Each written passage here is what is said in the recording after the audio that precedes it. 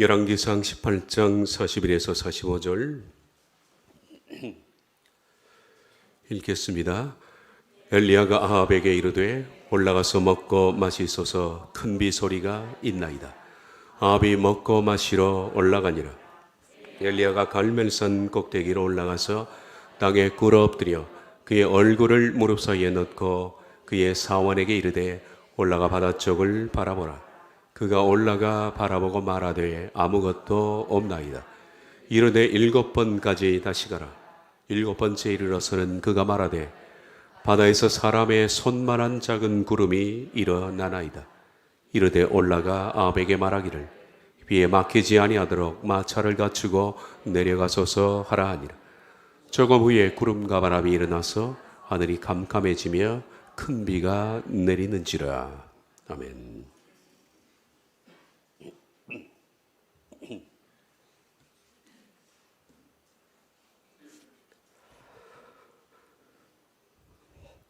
살다 보면 더 이상 가능성이 없는 인생의 마지막 지점을 오메가 포인트라고 이름 붙인 사람은 프랑스 철학가 사르댕입니다.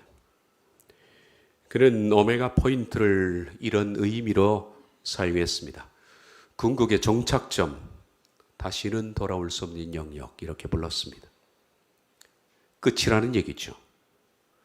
더 이상 희망이 없는 곳, 다시는 돌이킬 수 없는 지점. 오메가 포인트를 한국말로 바꾸면 한계 상황이라 그렇게 부릅니다. 어쩌면 한계 상황보다 더 극한점일지도 모르겠습니다. 보통 사람들은 살다가 한계 상황에 도착하면 끝이구나 그렇게 생각합니다. 끝났구나. 그런데 간혹 아주 드물지만은 이 한계 상황을 끝이라고 생각하는 것이 아니라 시작이다라고 생각하는 사람이 있습니다. 드물겠죠, 그런 사람은. 아주 소수입니다. 포르투갈의 수도는 리스본입니다. 항구 도시입니다. 서유럽을 끼고 있는 지중해 맨 마지막 극한점입니다. 오래전에 이 해안선에 끝나는 마지막 지점에 큰 암벽이 하나 있었는데 거기에 이런 글이 쓰여져 있었다고 합니다. 이제는 여기가 끝입니다. 이 너머에는 아무것도 없습니다. 그런데 1492년 한 사나이가 이곳에서 배를 타고 출항하면서 이렇게 말했습니다. 여기는 끝이 아닙니다. 이 너머엔 희망의 세계가 있습니다. 이 사나이가 크리스토퍼 콜럼버스입니다. 그리고 그는 출항해서 신대륙이라고 불리는 미대륙을 발견했습니다. 한계 상황을 어떤 사람은 시작점이라고 생각합니다. 살다 보면 죽음의 위기를 느낄 때가 있습니다. 혹은 파산을 겪거나 완전한 절망을 겪는 상황 속에서 한계 상황에 도착하면 사람들은 생을 포기하거나 그러지만은 어떤 일은 반대로 그 오메가 포인트를 넘어서 새로운 세상을 열기도 합니다. 여러분들은 오메가 포인트를 어떻게 생각합니까? 지금까지 살아오면서 인생에 수없이 많은 오메가 포인트를 겪었을 겁니다. 우리 앞으로도 겪게 될 겁니다. 그것이 끝이었을까요? 아니면 나는 새로운 세계의 시작이라고 볼까? 관점의 차이입니다. 수년 됐습니다만 TV 광고에 참 멋있는 광고가 하나 나왔습니다. 해가 수평선에 걸려 있습니다. 그리고 광고는 묻습니다. 일몰일까 일출일까? 그런 보는 사람에 따라서 일몰이 되기도 하고 일출이 되기도 합니다. 어떤 사람은 수평선에 걸려있는 해를 똑같이 보면서 일몰이다라고 생각하지만 어떤 사람은 이제 시작이다, 일출이다 그렇게 생각합니다. 우린 엘리야를 벤치마킹하고 있습니다. 우리가 오늘 그에게서 배울 세 번째 벤치마킹은 오메가 포인트를 결코 굴하지 않고 끈질기게 넘어선 그 끈질김이 기도의 벤치마킹입니다. 기도에 정신이 있는데 그것은 끈질김입니다. 오메가 포인트 앞에서도 결코 굴하지 않고 결코 포기하지 않고 끈질기게 기도로서 넘어서는 사람들, 기도의 사람들입니다. 엘리야가 그랬고, 기도의 사람들은 적어도 이 한계 상황이 끝이 아닙니다. 그들은 기도로서 새로운 세상을 열어왔던 사람들입니다. 우리는 그것을 배워야 합니다. 적어도 기도하는 사람은 이 정신을 갖고 있어야 합니다. 이런 정신 없이 무슨 기도를 한다고 할 수 있겠습니까? 열왕기상 18장 42절부터 44절 상반절입니다. 엘리야가 갈멜산 꼭대기로 올라가서 땅에 굴어 엎드려 그의 얼굴을 무릎 사이에 넣고 그의 사모에게 이르되 올라가 바다 쪽을 바라보라. 그가 올라가 바라보고 말하되 아무것도 없나이다. 이르되 7번까지 다시 가라. 7번째 이르러서는 그가 말하되 바다에서 사람의 손만한 작은 구름이 일어나나이다. 단번에 응답되지 않았습니다. 엘리야는 7번까지 반복했습니다. 지난 시간에 그는 얼굴을 무릎 사이에 파묻고 기도했다. 카일 델리초의 주석처럼 그것은 간절함의 표시입니다. 그는 간절하게 얼굴을 온 무릎에 파묻고 기도했는데 한 번 기도하고 사울에게 가서 보라. 아무것도 없습니다. 두 번째 기도하고 가서 보라. 아무것도 없습니다. 세 번째 기도하고 가서 봐라. 아무것도 없습니다. 그래서 7번 포기하지 않고 기도했습니다. 그리고 7번째 가서 보니까 저 바다 끝에서 손만한 아주 작은 구름이 떠오른 겁니다. 비가 오기 시작하는 거죠. 이 끈질김. 적어도 여러분 기도라는 것을 하겠다 한다면 이런 끈질김 없이 무슨 기도를 하겠다고 우리가 말할 수 있겠습니까? 기도의 사람들에게는 적어도 이런 끈질김이 있습니다. 끈질김이라는 것은 하나님을 절대적으로 신뢰하는 것에서부터 나오는 겁니다. 우리가 그분을 신뢰하지 않고서 어떻게 끈질기게 포기하지 않고 기도하겠습니까? 반드시 하나님은 응답하신다라는 그 전제하에서 그분을 신뢰하면서 포기하지 않고 끝까지 기도하니까 마침내 하나님이 응답하시는 겁니다. 지금 내가 하는 기도가 욕망에 찬 기도가 아니라면, 만약에 욕망에 찬 기도라면 우리는 기도를 접어야 합니다. 그런 기도는 응답받아서도 안 되고 만약에 응답을 받는다면 더 나쁜 길로 빠지게 되어 있습니다. 나는 정말 바른 것을 구하고 있는가? 하나님의 뜻에 따라서 바른 것을 구하고 있는가?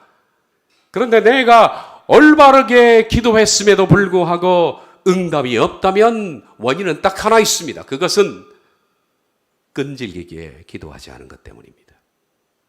뭐가 있겠습니까? 내가 바르게 기도했는데도 응답이 되지 않는다면 나에게 스스로 반문해 보십시오. 나는 끈질기게 기도했는가? 하나님은 기도하는 사람에게 뭘 보고 싶어 하느냐면 끈질김을 보고 싶어 합니다. 이상한 일이죠. 왜 하나님께서는 기도하는 사람에게 끈질긴 것을 보고 싶어 하느냐면 그것은 네가 나를 절대 신뢰하느냐 하는 것입니다. 포기하지 않고 끝까지 신뢰하느냐. 하나님께서 우리에게 끝까지 신뢰하는 것을 보기 위해서 끈질김을 보기를 원한다면 기도하는 사람은 절대 포기하지 말아야 합니다. 낙마하지 말아야 합니다. 이 점을 아는 기도자들은 포기하지 않습니다. 결코 포기하지 않습니다. 성경을 보면 기도의 선배들은 이런 공통점을 가지고 있습니다. 그들은 정말 끈질겼습니다. 그들은 결코 포기하지 않았습니다.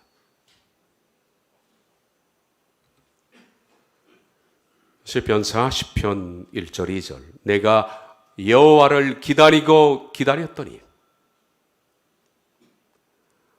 얼마만큼 다윗이 기다렸을까요? 모릅니다. 그러나 그는 응답이 될 때까지 기다리고 기다렸다. 포기하지 않고 기다리고 기다렸더니 귀를 기울이사 나의 부르짖음을 들으셨도다. 나를 기가 막힌 웅덩이와 수렁에서 끌어올리시고 내 발을 반석에 두사 내 발걸음을 견고하게 하셨도다. 언제까지 기다려야 하느냐? 기가 막힐 웅덩이와 수렁. 야웬이라는 것은 늪입니다. 늪. 사람이 늪에 빠지면 점점점 가라앉다가 이제 코까지 옵니다. 코가 들어가면 죽죠. 다윗은 늪에 빠졌습니다. 그는 부르짖었습니다. 그러나 하나님께서는 응답하지 않았습니다. 다윗은 포기하지 않고 끈질기게 기도하고 기도했는데 이 늪이 무릎까지 차오릅니다. 그래도 포기하지 않고 기도합니다. 허리까지 차오릅니다. 가슴까지 차오릅니다. 이제는 입까지 차오릅니다. 겨우 코까지는 조금밖에 남지 않았습니다. 그래도 그는 포기하지 않았습니다. 이제 거의 코가 막히기 직전 기가 막힐 수렁과 웅덩이에서 나를 끌어올리셨도다. 적어도 이런 정신을 가지고 기도하지 않으면 기도한다 하지 마십시오. 이런 마음이 없으면 기도에서 무슨 응답을 기대하지 말아야 합니다. 이것이 하나님의 기도의 응답의 패턴입니다. 성경에서 시편 130편 5절 6절 나 곧 내 영혼은 여호와를 기다리며 나는 주의 말씀을 바라는도다. 파수꾼이 아침을 기다림보다 내 영혼이 주를 더 기다리나니 참으로 파수꾼이 아침을 기다림보다 더하도다. 마찬가지로 그는 기다리고 기다립니다. 파수꾼이 아침을 기다리는데 밤새 당번을 선 사람은 이제 교대자가 오기를 기다립니다. 언제 제일 힘들까요? 군대 가보신 분들은 실감합니다. 보통 새벽 4시가 되면 당직 교대를 하죠. 저도 기억이 납니다. 배 갑판에서 당직을 선다는 거 참 춥습니다. 얼마나 춥겠습니까? 바다에서 불어나오는 칼바람에 꼼짝없이 서서 제일 기다리기 힘들 때가 어디냐면 3시 반부터 4시입니다. 새벽 추위에 벌벌 떨면서 이제 4시가 되면 교대자가 나옵니다. 지금까지 기다리고 기다렸지만은 하나님의 응답이 없습니다. 마지막 응답 지점은 정말 힘든 때입니다. 그러나 그는 파수꾼의 심정으로 아침을 기다립니다. 기도의 사람들 역시 기다린다는 것은 힘든 겁니다. 여러분, 우리가 기다리는 것이 얼마나 힘듭니까? 사람을 기다리는 것도 힘들지만은 어떤 때를 기다린다는 것, 아무것도 보이지 않는 막연한 기도의 응답을 기다린다는 것, 그거 참 힘든 겁니다. 그러나 기도하는 사람들은 기다리는 동안에 비록 그들이 불안했고 두려웠습니다. 그럼에도 불구하고 그들은 포기하지 않고 끈질기게 기도하고 기다린 겁니다. 그랬더니 그들의 오메가 포인트, 그 한계 상황이 새로운 세상을 여는 시작점이 된 겁니다. 응답을 맛보는 거죠. 시편 42편 5절 8절을 보면 기다리는 동안에 얼마나 사람들은 불안했는가. 내 영혼아 네가 어찌하여 낙심하며 어찌하여 내 속에서 불안해하는가. 기다리는 동안에 낙심할 수 있습니다. 불안할 수 있습니다. 그러나 포기하지 않습니다. 너는 하나님께 소망을 두라. 그가 나타나 도우심으로 말미암아 내가 여전히 찬송하리로다. 내 하나님이여 내 영혼이 내 속에서 낙심이 되므로 내가 요단 땅과 헤르몬과 미살산에서 주를 기억하나이다. 주의 폭포 소리에 깊은 바다가 서로 부르며 주의 모든 파도와 물결이 나를 휩쓸었나이다. 낮에는 여호와께서 그의 인자심을 베푸시고 밤에는 그의 찬송이 내게 있어 생명의 하나님께 기도하리로다. 얼마나 기다리는 동안에 힘들었느냐 하면 그는 낙심하고 불안했다라고 말합니다. 그리고 지금 현재 그가 처한 상황이 폭포 소리, 깊은 바다, 파도, 물결 이렇게 표현합니다. 기도했는데도 여전히 상황은 폭포 소리며 깊은 바다며 파도며 물결입니다. 마치 나를 휩쓸어 갈 것 같은 위협을 느낍니다. 그럼에도 불구하고 낙심하지만은 포기하지 않습니다. 끝까지 하나님께 소망을 두고 그는 견디기 힘들 때 요단 땅 헤르몬 미살산의 주를 기억했다라고 말합니다. 아마 요단 땅 헤르몬 미살산은 다윗이 하나님께 은혜를 체험했던 어떤 체험이 있었던 장소였던 것 같습니다. 옛날 나에게 기적을 베푸신 하나님, 나의 기도에 응답하신 그 하나님, 요단 땅과 헤르몬과 미살산에서 나에게 응답하신 그 하나님의 그 추억을 떠올리면서 그는 끝까지 버티는 겁니다. 밤에는 찬송하면서 버티고. 이것이 모든 기도자의 비결입니다. 끈질김입니다. 여러분 기도는 어떻습니까? 사람들은 기도하고 응답이 없다고 쉽게 포기합니다. 불평도 많이 합니다. 기도했는데 하나님의 응답이 없어요. 정말 그럴까요? 하나님께서 문제일까요? 내가 바르게 기도하지 못했다면 응답되지 못하는 것은 당연한 겁니다. 그런데 바른데도 기도하지 못했다면 보십시오. 끈질김이 있었는가? 그게 없는 겁니다. 어떤 분이 기도 응답에 대한 비결을 묻자 이분은 기도 응답을 많이 받으신 분인데 자신의 기도 응답의 비결을 이렇게 말했는데 10가지 조항이었습니다. 그분의 노하우입니다. 그분은 자기 스스로 이것을 자신의 기도의 10계명이라고 불렀습니다. 제가 읽어봐도 기가 막힌 기도의 10계명입니다. 여러분들에게도 큰 도전이 되었으면 좋겠습니다. 그분이 말하는 기도의 10계명 첫 번째, 한 번 기도해서 응답이 없으면 낙심하지 않고 2번 기도한다. 2번 기도해서 응답이 없으면 낙심하지 않고 3번 기도한다. 3번 기도해서 응답이 없으면 낙심하지 않고 4번 기도한다. 4번 기도해도 응답이 없으면 낙심하지 않고 5번 기도한다. 5번 기도해도 응답이 없으면 낙심하지 않고 6번 기도한다. 6번 기도해도 응답이 없으면 낙심하지 않고 7번 기도한다.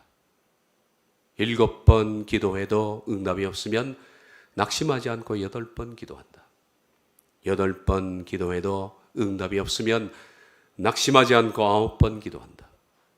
9번 기도해도 응답이 없으면 낙심하지 않고 10번 기도한다. 마지막 10번째, 10번 기도해도 응답이 없으면 낙심하지 않고 11번 기도한다.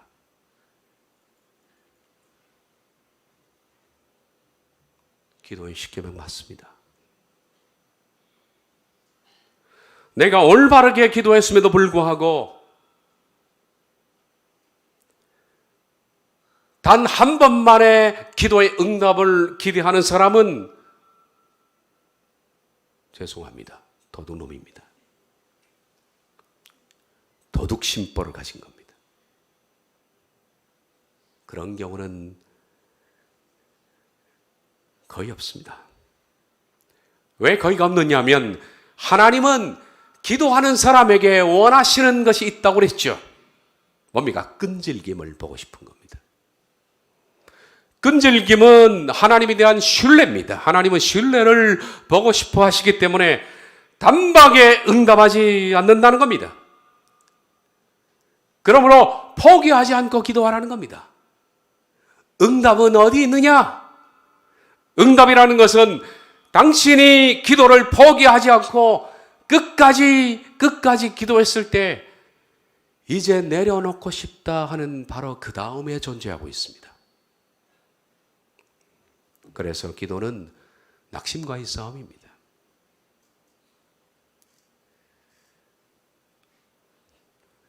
지금 이 얘기를 들을 때는 참 좋죠. 직접 해보십시오. 얼마나 죽을 맛인지 해보면 압니다. 죽을 맛입니다.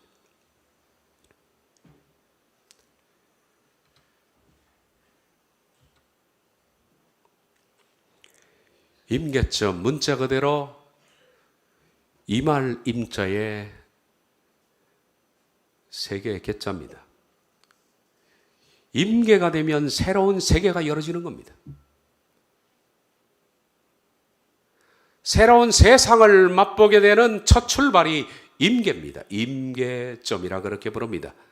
문자 그대로 다른 상황이 펼쳐지는 그런 지점. 이 임계점은 물리학 용어입니다. 일정한 양이나 일정한 온도가 채워질 때까지 아무런 변화가 일어나지 않는다. 그러나 일정한 양이나 온도가 도달하면 갑자기 놀라운 변화가 된다. 그게 임계점입니다. 예를 들면 불로 물을 데워서 끓이면 99도까지 끓지 않습니다.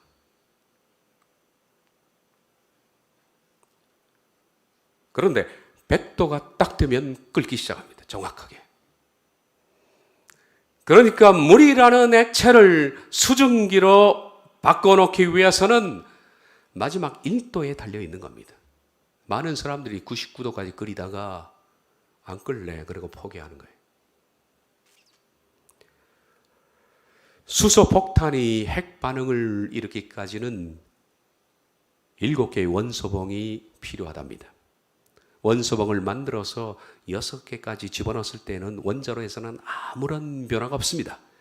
그런데 이상하게 7번째 원자봉을 집어넣는 순간에 바로 핵 반응이 일어나고 엄청난 에너지가 분출되기 시작한다고 합니다. 임계점이 7입니다. 물리학에 임계점이 있는 것뿐만 아니라 영적인 세계도 마찬가지로 임계점이 있고 기도도 임계점이 있다는 것을 저는 알고 있습니다. 엘리야는 갈멜산에서 6번째까지 기도했습니다. 그런데 그는 아무런 것들도 보지를 못했습니다. 아무런 기도의 역사나 응답도 있지 않았습니다. 이게 임계점입니다. 그리고 7번째 기도하니까 저 하늘 끝에서 손바닥만한 작은 구름이 떠오르는 겁니다. 갈멜산에서 기도의 임계점은 엘리야에게 7번째입니다. 다시 말하면 끈질긴 기도라는 거예요. 끈질긴 기도. 나만 장군은 문둥병자였습니다. 그는 고침을 받기 위해서 이스라엘로 왔습니다. 선지자는 그를 쳐다보지도 않고 요단 강물에 7번 가서 씻으라 그랬습니다. 처음에는 그의 말을 듣자 화가 났습니다. 지가 선지자라면 선지자지. 내가 내 나라에서 두 번째 권세를 가진 사람인데 이렇게 문전박대하고 문도 열어보지 않느냐. 화가 나서 돌아가려고 했는데 여종의 간청으로 요단강에 들어갔습니다. 한 번 들어갔다 나왔는데 그대로입니다. 두 번 들어갔다 나왔는데도 그대로입니다. 여섯 번째 들어갔다 나왔는데도 그대로입니다. 화가 머리 끝까지 나서 돌아갔으면 끝납니다. 임계점은 일곱 번째입니다. 하나님께서는 나아만에게 끈질김이 있느냐 그걸 보시는 겁니다. 일곱 번째 들어갔다 나왔더니 자신의 몸이 마치 어린아이의 살처럼 됐다. 성경이 그렇게 말합니다. 수많은 사람들이 이 임계점 앞에서 포기합니다. 여리고 성이 무너질 때도 마찬가지로 임계점은 적용이 됐습니다. 여섯 번째까지 여리고 성을 돌 때 여리고 성에 돌 하나도 꼼짝하지 않았습니다. 흔들리지 않았습니다. 그러나 일곱 바퀴를 돌자 여리고 성은 한순간에 무너지고 말았습니다. 그러고 보니까 하나님은 치를 참 좋아하시는 것 같아요. 그렇다고 오늘 이 소리를 듣고 내가 일곱 번까지는 한다. 그런 얘기를 배우라는 얘기가 아닙니다. 제발 꾀를 부리려고 하지 마십시오. 어떻게까지? 끝까지. 끝까지. 우리는 이 마지막 한 번을 채우지 못하고 마지막 한 번을 순종하지 못하고 한 번을 더 견디지 못하고 실패할 때가 너무나 많습니다. 인내한다는 것은 참 힘든 겁니다. 인내는 뼈를 썩게 합니다. 그 정도로 힘듭니다. 그래서 많은 사람들이 인내하다가 중도에 포기합니다. 그런데 임계점을 끝까지 도달하는 사람이 있습니다. 99도를 넘어서 100도까지 도달하는 사람은 물이 끓는 기적을 볼 것이며 원자봉 7개를 투척하는 사람은 핵반응을 볼 것이라는 겁니다. 무릎을 꿇고 포기하지 않는 사람은 손바닥만한 구름이 떠오르는 것을 볼 것이며 하나님의 기적을 목도할 것이다. 이 임계점을 넘어서는 기도의 사람들은 끈질긴 사람입니다. 하나님 그걸 보십니다. 그러므로 기도하는 사람은 1도를 더 끓이는 심정으로 한 번 더 엎드리는 심정으로 하루를 더 참고 한 번 더 끝까지 기다리는 심정을 결코 놓치면 안 된다는 겁니다. 우리가 바르게 기도하고 있음에도 불구하고 실패하는 이유는 임계점을 채우지 못해서 그렇습니다. 끈질기게 기도하는 것이 실패해서 그렇다는 겁니다. 기도하면서 포기해서 그렇습니다. 여러분들은 이 말이 이상하게 들릴지 모르겠습니다. 당연한데 이상합니다. 더딘 기도가 응답이다. 더딘 응답이 은혜다. 여러분, 빠른 응답이 은혜가 아닙니다. 더딘 응답이 은혜입니다. 그러므로 기도는 더디게 응답받아야 됩니다. 우리가 잘 알고 있는 얘기가 있습니다. 진주가 생성되는 과정입니다. 조개가 입을 벌리고 있는데 갑자기 센 파도가 들이닥칩니다. 파도와 함께 머리 알갱이가 날카롭게 조개살을 파고듭니다. 마치 내 눈에 머리가 박혔다고 생각해 보십시오. 얼마나 아플까요? 조개는 이걸 스스로 끄집어낼 수도 없고 가만히 두면 아프고 그래서 그가 처리하는 방법이 있는데 그것은 고칼슘 물질을 내는 겁니다. 칼슘 덩어리입니다. 그래서 눈 속에 막힌 그 모래 알갱이를 칼슘이 덮어 싸는 겁니다. 이건 네이커라는 물질인데 고칼슘입니다. 저기는 네이커를 냅니다.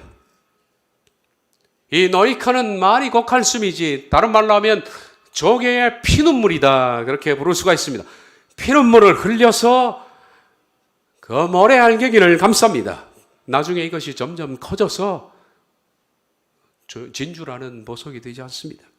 않습니까? 조개 중에서는 이 네이커라는 물질을 내지 않는 조개도 있습니다. 그럼 어떻게 될까요? 그런 조개가 우리가 종종 건져보면 썩은 조개가 그렇으면 죽는 겁니다.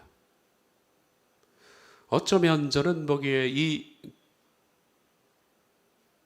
조개 속에 있는 진주 하나 어떻게 이렇게 우리를 닮았을까? 창조주 하나님이 똑같으니까 그랬겠죠. 닮아도 이렇게 닮은지 모르겠습니다. 우리 인생입니다. 우리도 살아가다 보면 조개처럼 내가 원치 않는 어떤 상황이 내게 뛰쳐들어옵니다. 내 인생을 찢고 들어오는 겁니다. 그런데 내 인생에 아픔을 주고 찢고 들어온 이 모래에 대해서 어떤 태도를 보이냐에 따라서 우리 인생이 썩을 수도 있고 보석을 만들 수도 있는 겁니다. 어떤 사람은 자신의 인생을 찢고 들어온 사건이나 사람들 때문에 망가지는 경우도 있더라고요. 형편없는 사람이 되고 믿음을 떠나기도 하고, 그리고 분노와 원망이 가득 찬 망가진 사람이 됩니다. 그런데 어떤 사람은 상처를 입은 그 상처를 진주로 만드는 사람이 있습니다. 때로는 내 인생을 찢고 들어온 그 모래 알갱이가 사람이 될 수 있습니다. 그 사람이 나에게 치명상을 입힙니다. 내 마음을 찢고 모래 알갱이처럼 내게 박힙니다. 억울하지요? 잘못도 없는데 내가 부당한 일을 당하기도 합니다. 욕을 먹고 나쁜 사람 취급도 당하고 무시도 당합니다. 그럴 때 성질 같아서는 그 사람을 직접 만나서 따지고 싶고, 옳고 그름을 정확하게 해두고 싶고, 그걸 견뎌내려니까 아픈 겁니다. 쓰립니다. 밤잠을 설치기도 하고 분노와 아픔이 밀어닥치는 겁니다.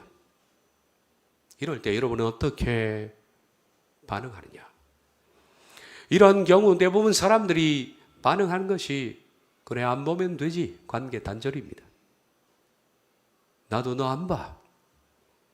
그리고 어떤 경우는 내가 똑같이 분노를 표출합니다. 붙들고 싸우기도 하고, 내가 그 사람을 무시하기도 하고, 입을 닫고 냉전하기도 합니다. 이런 상황을 만나보면 내 속이 얼마나 좁은 사람인지 드러나는데 모든 기준을 자기에게 맞추는 겁니다. 작은 일에도 성미가 급해서 화를 만 끝내고 맙니다. 이럴 때 관계 단절, 분노, 다툼, 무시, 냉전을 선택할 것인가? 그러면 여러분 썩은 조개가 되는 겁니다. 썩은 조개가 되는 겁니다. 아니면 이럴 때 내가 기도실로 들어갈 것인가? 박힌 모래 때문에 네이커라는 고칼슘 물질을 내는 것처럼 기도실에 들어가서 내가 눈물을 흘리면서 기도할 것인가? 내가 만약에 기도실에 들어가서 아픔을 싸고 눈물로 기도한다면 그것이 내 영혼의 진주가 되는 겁니다. 내가 성숙이 되는 거죠. 기도실에서 엎드려서 오래 있는 동안에 우린 이것을 점차 배우게 됩니다. 처음에는 화가 나고 분노하지만은 세상에 글쎄 우연이 있을까? 우연은 없을 거야. 아니, 우연은 없어. 나중에는 하나님은 떨어지는 낙엽 하나도, 내 발끝에 채이는 돌뿌리 하나도 그분이 창조하셨고, 새가 죽는 현장도 하나님 보시고, 참새가 몇십 원에 거래되는 그 현장도 하나님 보시는 분인데, 머리 털어까지 세시는 분이, 풀 한 포기, 돌 한 맹이, 돌멩이 하나 다 아시는 하나님, 섭리 속에 있는 하나님. 그래, 이 속 좁은 나를 그 사람을 만나게 하신 것도 신의 섭리일 거야. 아니야, 섭리야. 엎드려 있는 동안에 그걸 배우는 겁니다. 하나님은 나를 갈기 위해서 그 사람이 문제가 아니라 나의 모난 기질, 나의 삐죽삐죽 튀어나온 이 모난 것들을 갈아내기 위해서 숫도를 준비하셨구나. 내 모난 성격, 내 성품, 이런 것을 갈 사람은 바로 그 사람밖에 없구나. 그래서 그런 사람을, 그런 남편을, 그런 아내를, 그런 왼수 덩어리를 만나게 하셨구나. 철이 철을 갈듯이 다이아몬드는 다이아몬드가 가는 것처럼 나 때문에 그를 하나님이 붙여주셨구나. 오래 엎드리면 그거 깨닫습니다. 기도실에서 들어가서 엎드려 있는 동안에 그 원수가 아니라 나를 붙들고 우는 겁니다. 내 가슴을 찢어놓은 그 사람이 아니라 내가 한심해서 우는 겁니다. 그럴 때 그 내면에서 뭐가 나오느냐? 치유의 에너지가 나옵니다. 나를 고치는. 나도 고치고 내가 받은 상처도 고쳐지면서 상처를 감싸고 그 고통을 제거하는 네이커, 고칼슘 물질이 나오고 그것이 진주가 되는 겁니다. 그래서 상처는 별이 되는 거죠. 상처는 별이 되는 겁니다.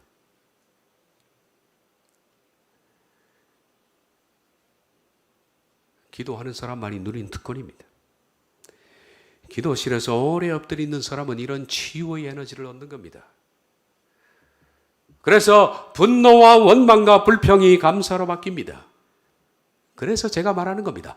오래 엎드린 것이 은혜다. 그렇습니다. 오래 엎드려야 은혜입니다. 만약에 내가 아픈 일로 기도했는데 금방 응답이 됐다. 그러면 응답은 받아도 나는 배우지를 못하는 겁니다. 기도의 응답이 더딘 이유가 있습니다.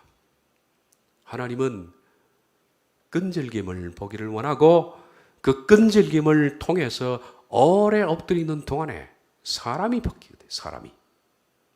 그래서 하나님이 응답을 더디 주시는 이유입니다.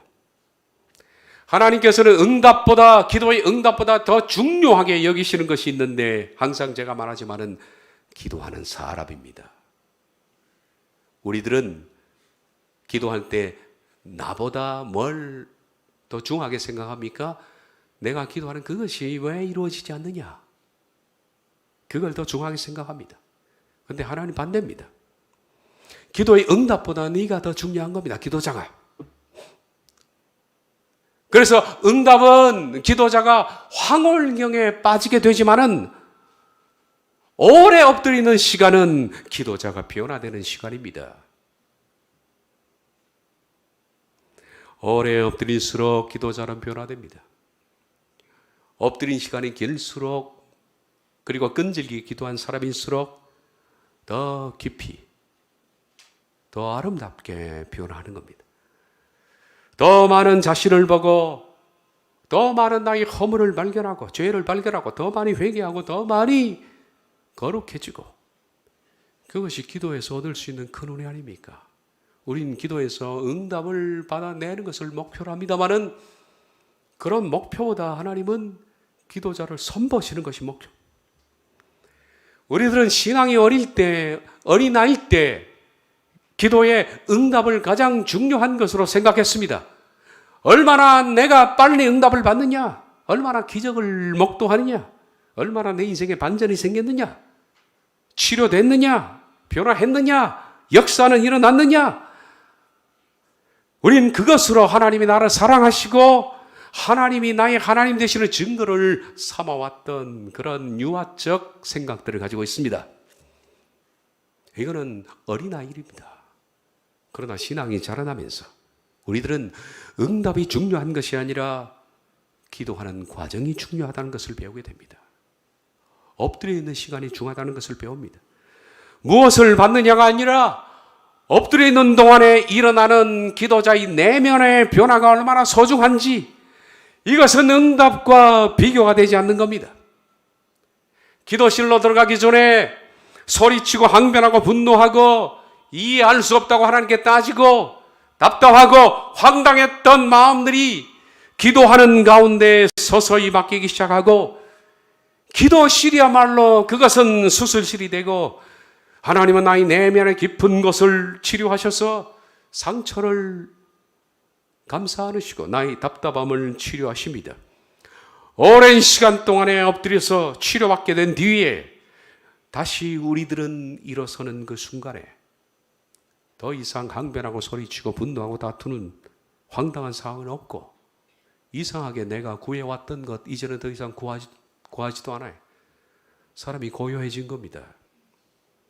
이것 달라 저것 달라 하는 것들이 없어지는 겁니다. 그렇습니다. 우리들은 얼마나 잘못된 것을 기도로 구했는지 내가 변화하고 나서 보니까 우리가 10가지 구했으면 9가지는 필요 없는 것들이었어요. 하나님 됐습니다. 이런 거 없어도 됩니다. 그렇게 풍족하게 되는 겁니다. 이 상황에 이 임계점에 이를 때까지 기도 포기하지 마십시오. 오메가 포인트를 넘어서면 새로운 세상이 열어집니다.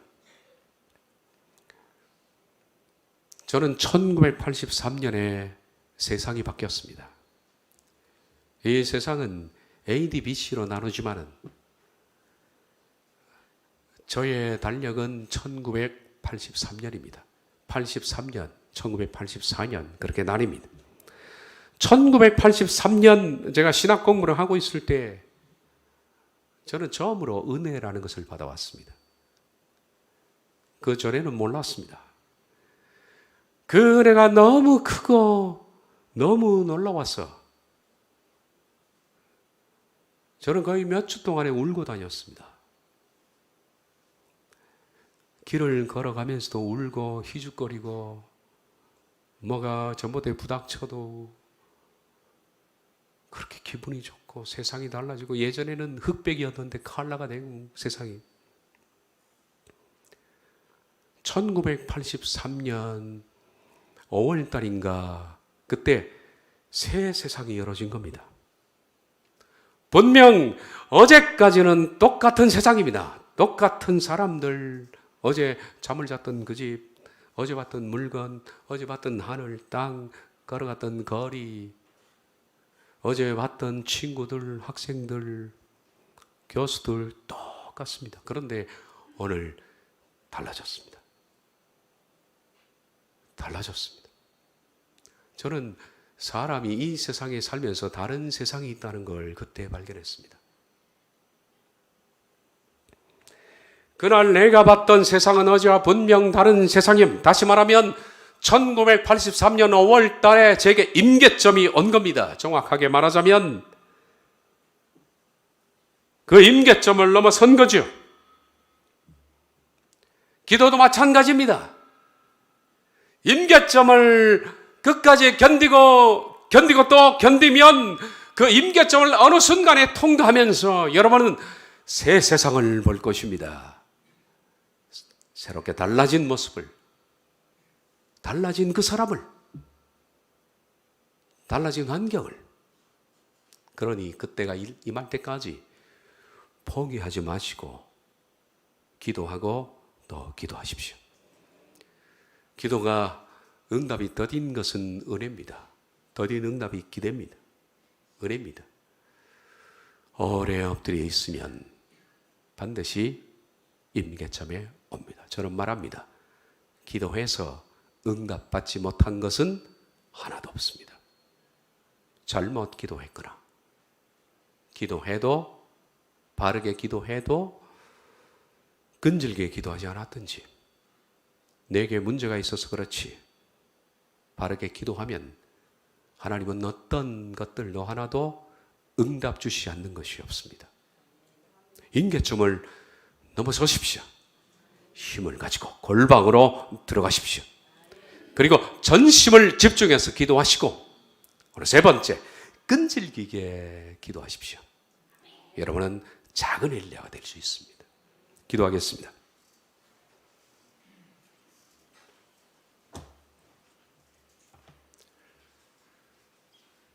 영광과 찬송을 받으시옵소서. 우리의 기도에 응답하시는 하나님이십니다.